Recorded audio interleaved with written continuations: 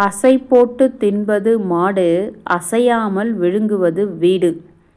அசை போட ஏதாவது இருந்தால் அவன் நகருவான்.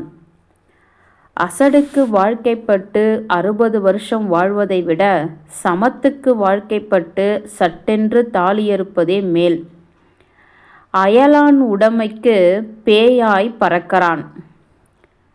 அயல் வீட்டு பிள்ளை ஆபத்துக்கு உதவுமா? அச்சம் அற்றவன் அம்பலம் ஏறுவான். அச்சாணி போன்றதொரு சொல். அச்சில்லாத தேர் ஓடுமா?